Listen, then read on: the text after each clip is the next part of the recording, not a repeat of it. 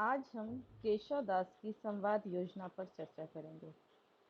हिंदी साहित्य के अंतर्गत केशव दास अपने संवादों के लिए सर्वाधिक प्रसिद्ध हैं। आचार्य रामजन शुक्ल ने केशव की संवाद योजना की प्रशंसा करते हुए लिखा है, इन संवादों में पात्रों के अनुकूल क्रोध, उत्साह आदि की व्यंजना भी सुंदर है तथा वाक्पटुता और राजनीति के दांवपेच का आभास भी प्रभावपूर्ण है। संवाद योजना मूलतः नाटक का तत्व है, परंतु काव्य में भी नाटकीयता का संचार करते हुए कविगण संवाद योजना का विधान करते रहते हैं।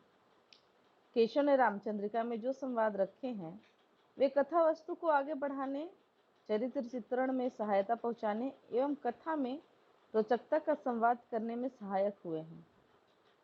रामचंद्रिका में कुल 9 संवाद मिलते हैं, जिसमें हैं सुमति विमति संवाद, रावण वाणासुर संवाद, राम परशुराम संवाद, राम जानकी संवाद, राम लक्ष्मण संवाद, राम सुपर्णखा संवाद, सीता रावण संवाद, सीता हनुमान संवाद और रावण अंगद संवाद। केशव के संवादों में निम्नलिखित विशेषताएं मिलती हैं, जिन्हें निम्न बिंदुओं के द्वारा स्पष्ट। पहला बिंदु, पात्र अनुकूलता। केशव के संवादों में पात्र अनुकूलता का गुण विद्यमान है। रावण वाणासुर संवाद में दोनों योद्धाओं के कथनों में दर्प, गर्व, ऐश्वर्य, पराक्रम का बोध कराने की शक्ति है। धनुष तोड़ने के लिए रंगशाला में प्रवेश करता हुआ रावण कहता है, शंभु को दंड दे राजपुत्री कीते, टुक द्यो तीनी के जाहु लंका ही ले। रावण का उक्त कथन उसके अनुकूल है, क्योंकि इसमें उसकी अहंकार पूर्ण दर्पोक्ति का आभास मिल जाता है। वाणासुर व्यंग पूर्ण स्वर में रावण को उत्तर देता है, जुपे जिये जोर तज सब सोर, सरासन तोरी लहो सुख कोरी। अर्थात ज्यादा बकबक मत कर, यदि तेरे भुजदंडों में शक्ति है तो शिव धनुष तोड़कर राजपुत्री सीता का वरण कर। दूसरा बिंदु है व्यंजना सौंदर्य। केशव के संवादों में व्यंजना सौंदर्य विद्यमान है। हनुमान रावण के संवाद के अंतर्गत जब हनुमान पाश में बांध लिए गए तब रावण उनका उपहास करता हुआ कहता है, कैसो बंधायो, अर्थात यदि तू इतना वीर है तो बंधन में कैसे बंधा। तब हनुमान उसे उत्तर देते हुए कहते हैं, जो सुंदरी तेरी हुई दृग सोवत पातक लेख्य होगा, अर्थात मैं इस कारण बंध गया कि मुझे अनजाने में एक पाप हो गया। मैंने गलती से तेरी सोती हुई पत्नी को देख लिया। पराई नारी को भूल से सोता हुआ देख लेने से मेरी यह दशा हुई। किंतु रावण सोच, अपने बारे में सोच, तेरी क्या दशा होगी। पाप का कितना भयंकर परिणाम तुझे भुगतना पड़ेगा, क्योंकि तू तो पराई स्त्री का हरण करके लाया है। यह सारा अर्थ व्यंजना के में से ध्वनित हो रहा है। तीसरा बिंदु है संक्षिप्तता। केशव के संवादों में संक्षिप्तता एवं वाक्पटुता का गुण भी विद्यमान है। उनके संवाद छोटे छोटे होने के साथ ही साथ पात्रों की वाक्पटुता का भी परिचय देते हैं। जैसे, कौन के सुत बाली के, वह कौन बाली न जानिए, कांख चाप की तुम्हें जो सागर साथ नहाए बखानिए। रावण अंगद संवाद से पूछता है कि तू किसका पुत्र है। अंगद उत्तर देता है, बाली का पुत्र हूँ। रावण फिर से पूछता है कि यह कौन बाली था, विस्तृत परिचय दो। तब अंगद कहता है, यह वही बाली था जिसने तुम्हें अपनी कांख में दबाकर 7 समुद्रों का स्नान किया था। अंगद ने अपनी वाक्पटुता से रावण की तुच्छता एवं बाली की वीरता को यहाँ व्यक्त किया है। चौथा बिंदु है राजनीतिक दांवपेच। केशव के संवादों में कूटनीति एवं राजनीतिक दांवपेच भी दिखाई देते हैं। दरबारी कवि होने के कारण केशव इस कला में प्रवीण थे। उनका अंगद रावण संवाद तो राजनीतिक दांवपेच का सर्वोत्कृष्ट उदाहरण है। रावण अंगद को अपने स्वामी राम के प्रति भड़काते हुए उससे अपने पिता का प्रतिरोध लेने के लिए कहता है, तो से सपूत ही जाई के बलि अपूतन की पदवी पगुधारे, अंगद संगल मेरो सबे दल आजो ही क्यों न हते बपु मारे। अर्थात तेरे जैसे सुपुत्र को उत्पन्न करके भी बाली निपुता कहा जाएगा, क्यों नहीं तू अपना प्रतिशोध लेकर पितृघाती राम को मार डालता। यदि आवश्यकता है तो मेरी सेना ले जा।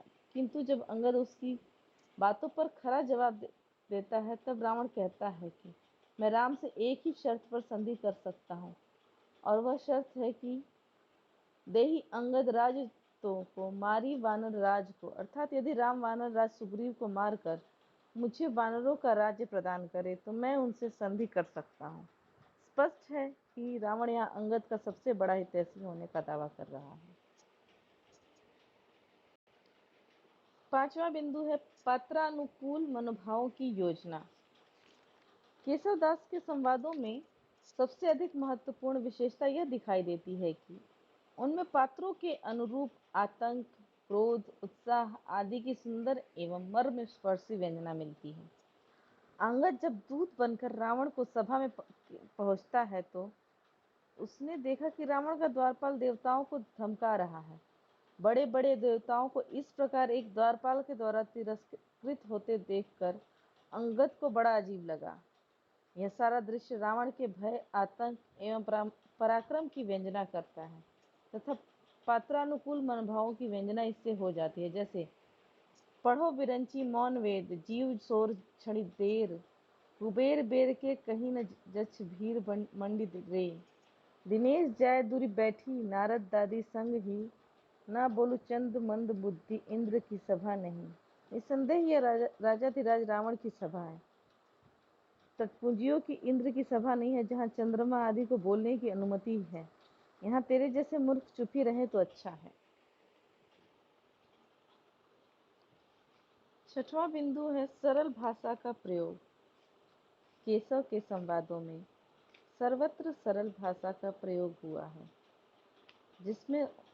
जिससे उनमें सरलता, स्वाभाविकता एवं मार्मिकता आ गई है। अंगद की सरल उक्तियों में कितनी मार्मिकता एवं अर्थ गांभीर्य है, यहाँ देखा जा सकता है।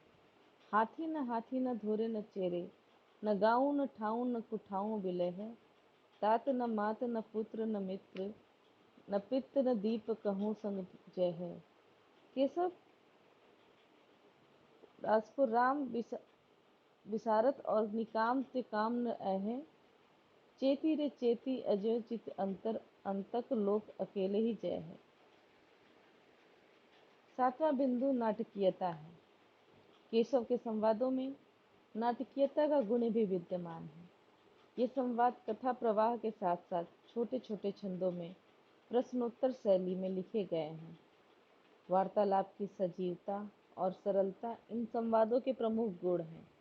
जैसे ये कौन को दल देखिए, यह राम को प्रभु पेखिए, यह कौन राम न जानिए, यह ताड़का जिन मारिए। काव्य में प्रस्तुत इन संवादों में पात्र उत्तर प्रत्युत्तर देते चलते जाते हैं तथा पाठकों के सम्मुख नाटक जैसा दृश्य उपस्थित हो जाता है।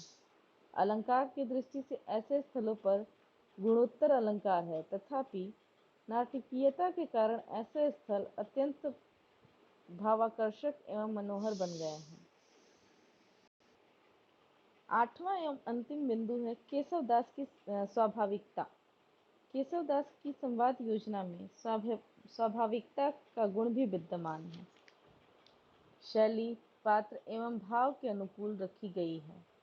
विश्वामित्र राजा दशरथ से राम और लक्ष्मण की याचना करने आए, अतः उनकी वाणी में स्वाभाविक रूप से याचक जैसी प्रवृत्ति परिलक्षित होती है। जैसे राजन में तुम राज बड़े, अति मैं मुख मांगो सुदेहु महाव्रत। किंग राजा दशरथ अपनी विवशता व्यक्त करते हुए दीन स्वर में उत्तर देते हैं, प्राण दिए धन जे ही दिए सब, केशव राम न जाहि दिए अब। सारांश यह है कि केशव के संवाद नाटकीय सौंदर्य के साथ साथ काव्यात्मक सौंदर्य से भी ओतप्रोत हैं। इनमें संक्षिप्तता, स्वाभाविकता, पात्रानुकूलता, अभिनयता आदि के साथ साथ शिष्टाचार, मर्यादा एवं शील सौजन्य भी विद्यमान है। केशव के ये संवाद यद्यपि प्रबंध की कथा में सर्वत्र उपयुक्त नहीं दिखाई देते, उखड़े उखड़े से जान पड़ते हैं, और जब इन्हें यदि निकाल भी दिया जाए तो प्रबंध काव्य में कोई अधिक हानि नहीं होगी। लेकिन फिर भी इन संवादों का अपना महत्व है, क्योंकि ये स्वतंत्र रूप से विद्यमान होकर बड़े ही रोचक एवं मनोरंजक हैं। निसंदेह केशव के ये संवाद कवि की वाक्पटुता, भाषा प्रवीणता, व्यवहार कुशलता, राजनीतिज्ञता, प्रत्युत्पन्नमति एवं सूक्ष्म मनोविज्ञान के परिचायक हैं।